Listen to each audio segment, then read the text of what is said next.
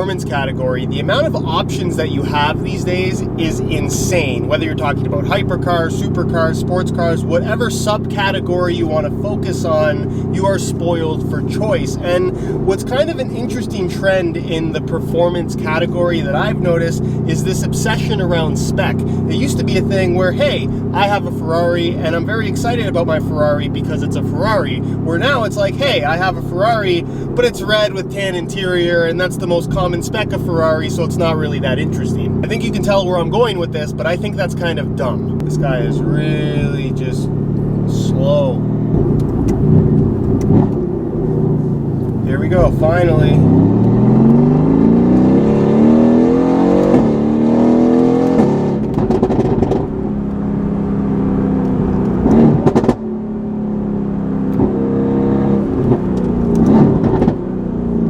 That's over. So what I want to discuss in this video is spec, specifically on how much it actually impacts your overall ownership experience with whatever particular car it may be. Because I've had a lot of these cars in a variety of different specs over the years, and I can tell you from firsthand experience what I think does and does not matter. And this isn't so much advice as it is just my own personal opinion, so feel free to agree or disagree down below in the comment section, but I think there's some information in this video that'll definitely make you look at spec a little bit differently in regards to some things that you may have heard from other people or perhaps even dealers. So I'll start off by stating the obvious. Speccing a car exactly the way you want it is a cool experience, especially as you get into the higher end stuff, because the amount of options that you have is pretty much endless. As long as you're willing to pay for it, they can pretty much make whatever you have pictured in your head. And in the situation where you've saved up for a long time to get a very specific car, spec'd in a very specific way, and you plan on keeping it forever,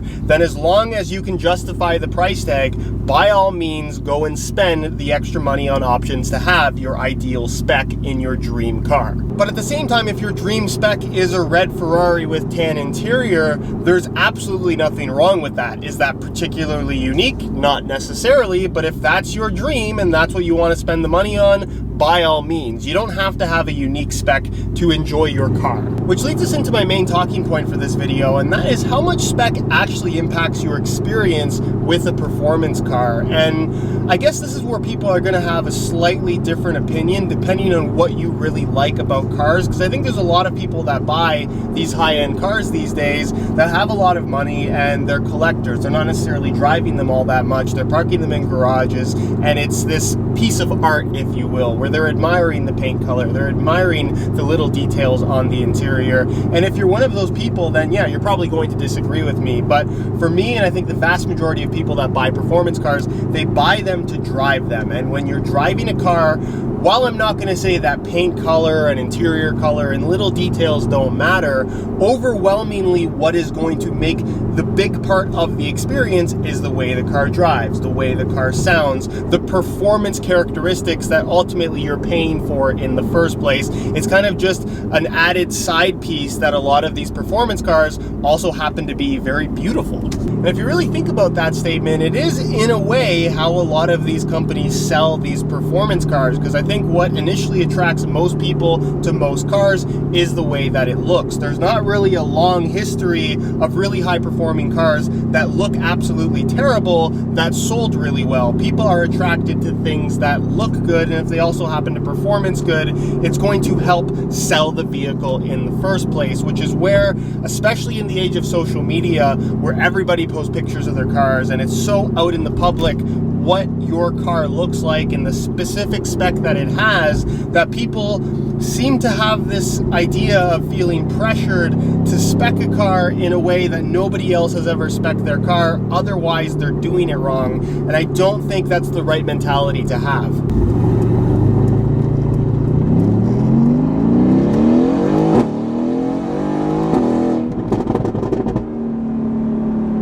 Now, when you talk about spec, which is short for specification, it encompasses everything that is an added option to any given vehicle. So every car has a base price. That includes everything that is not an option on the car. And then as you change things like paint color, rims, potentially engines, potentially transmissions, etc., etc., all of these things count as options. And like I just pointed out, there are performance-oriented options as well as aesthetic options. And I think that when you're talking about a performance car, the performance options are far more important in terms of what's going to impact your overall experience. Now, the higher the price, the less options you typically have when it comes to the overall performance of the vehicle. Super premium stuff is going to have a lot of what you want as standard, but in the general realm of performance cars, you can have engine options, transmission options, wheels and tires, exhaust, stuff like that, all of which is going to have a huge impact on your overall experience with the car. Do you want a 4-cylinder Mustang? Do you want an 8-cylinder Mustang? They're two completely different things.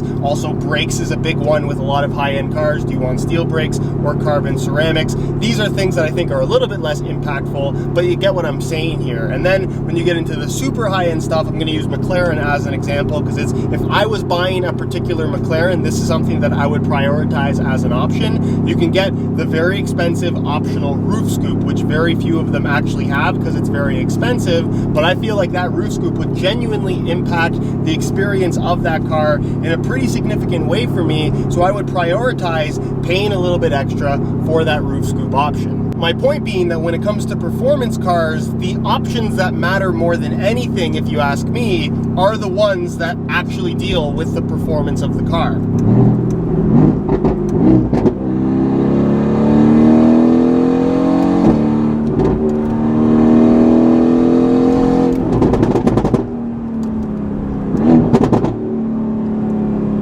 And these are the things that the internet often overlooks when it comes to spec. Which leads us into the aesthetic side of specification, which is things like paint color, exterior carbon, interior carbon trim, seat color, seat stitching color, seat belt color, things that all definitely matter because they're things that you see every single time that you use your car. But in the grand scheme of what makes that car special in the first place, it's, in my opinion, at the bottom of the list in terms of priorities. Now, I'm not saying you should go out and buy an ugly car in a color you don't like. You should absolutely not go and do that. But think about this for a second. I'm sure we've all bought a phone as an example. I think that's very relatable in 2020. And that phone comes in red, white, black, whatever color it may be. And maybe there's one color in particular that you really want, but they only have it in the model that's more expensive than what you initially wanted. So you buy that model just to get the color, but 3 months down the line, you completely forget what color your phone is because you put a case on it anyways, and what you're left with is just the phone, which performs the way that that phone is going to perform regardless of whether or not it's the white one, the red one, or the black one. These are things that you paid extra for up front that in the long-term experience side of things, they ultimately matter very little.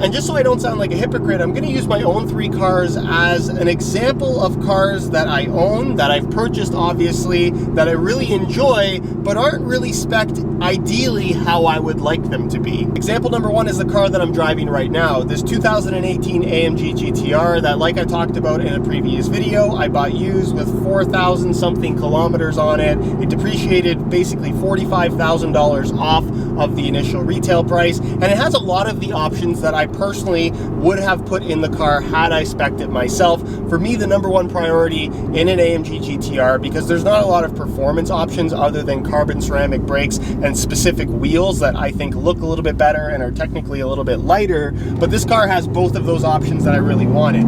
The green Hell Magno paint and the specific wheel that I ended up changing anyways. Had I purchased this car new and spec'd it myself, it honestly would have ended up pretty similar. I definitely would have gone for the green Hell Magno paint because because for me, that is the color for this car. It's also kind of cool to me that this is the only Mercedes product that you can actually get this paint color on. So for me, it was just part of this car and one of those colors that you had to have, even though it's not particularly unique in the grand scheme of AMG GTR specs. I probably wouldn't have spec'd the carbon ceramic brakes, and honestly, it's doubtful that I would have spec'd either of the carbon exterior packages. While it looks cool, I don't think it's necessarily worth the extra $15,000 for me. So part of the reason why I ended up buying this car used and opted not to spec it myself is because I knew no matter what options you added in, no matter how unique you tried to make your spec, it was still going to do a significant amount of depreciation over a relatively short period of time.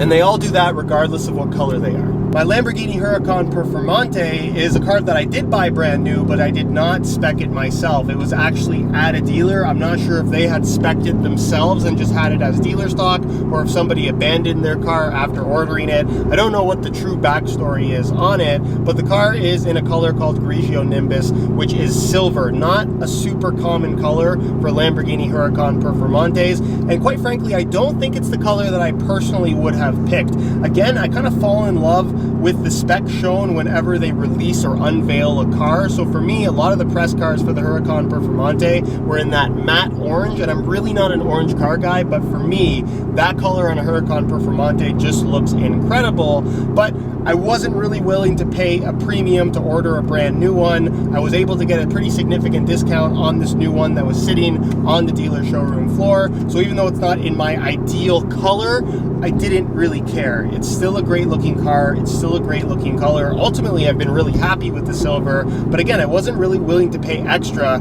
for a certain color. And then as far as other options go, there's not really a ton to choose from on the Huracan Performante. As standard, they pretty much all have black interiors, so that one has a red accent, which is pretty straightforward. Had I spec'd it myself, I think I might have gone for a green accent in terms of the Y stripe on the seat, maybe even green brakes as well. That would have been pretty cool. There's no exhaust option on that particular car, at least as far as I'm aware.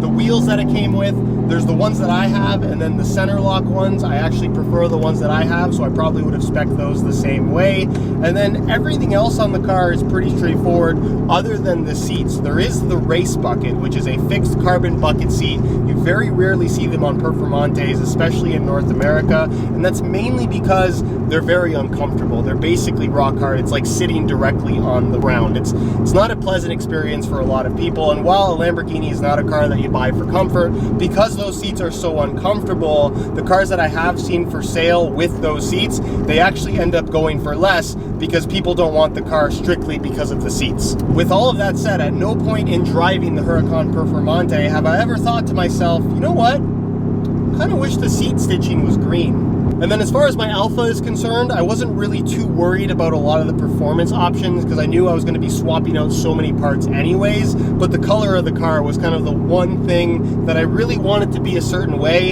And maybe this sounds bad because it's the most common color for the car, but I really wanted that classic deep Alpha red. Unfortunately, I could not find one for sale that was as good a deal as the car that I ultimately ended up buying, which was in yellow, my second choice of color. But again, because it was such a good deal, I just prioritized the good deal over a specific color and just figured that I'd worry about it after the fact. And again, ultimately, having a yellow car versus a red car has not really changed my experience with it whatsoever. My main point in all this is that I don't think my thought process is that unlike a lot of other people who are in the market to buy a performance car, especially when you're talking about a used car. Because again, if you're buying the car new and you're planning on keeping it forever, spec it however you want as long as you can justify the price tag. But I think that there's this big, I don't want to call it scam, but there's definitely this push in the high-end car market these days where you have Ferrari with their tailor-made program, Lamborghini with Ad Personam, McLaren with MSO. They all have this one-off program where you can get something super special to make your car a one of one. They're going to charge you a ridiculous amount of money on it and then try to convince you that this is money that you're going to get back in the long term when you go to resell it because you have such a unique one-off spec, when in the reality is that people who are on the market for performance cars in the secondhand market, they're shopping on a budget. They don't want to spend an excessive amount of money for a particular option. For most people, it's not going to be worth it to them. And what you ultimately end up doing if you spec a car really, really high and then go to resell it is that maybe you could command a $10,000 premium over other cars that are a more general spec, but because you spent $50,000 more than that other person initially, you're not really getting any money back. You're in fact losing a lot more money than you could have.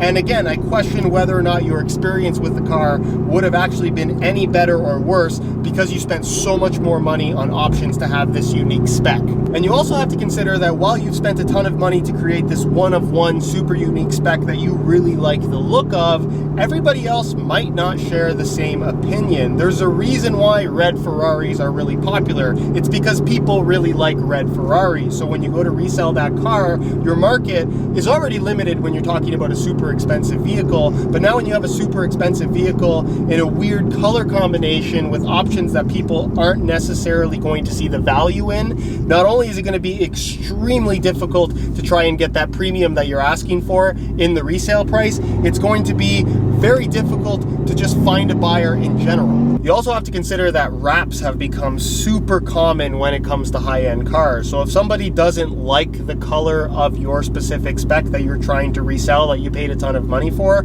not only are they not going to be willing to pay you a premium for this very special color, they're going to offer you less money because they don't like the color, and then they're going to go and cover it up with a wrap anyways. Ultimately, it comes down to what you prioritize in your experience with a performance car. If you view it more as a piece of art, then by all means get that unique spec, spend that extra money, and enjoy the car because that's the part of the car that you really enjoy. But if you're somebody that's more concerned about just driving the car and the experience of what a performance car has on offer, then I don't think it's worth it to spend the extra money on a lot of aesthetic options that have a very, very small impact on what the overall experience of that car actually has on offer. A Ferrari is still a Ferrari regardless of what color it is. Anyways guys, that concludes Spec Talk. Hopefully you found this interesting and or informative. If you did, please be sure to support it with a like. If you have any questions regarding anything that I talked about or any other opinions that you'd like to add on to what I've discussed,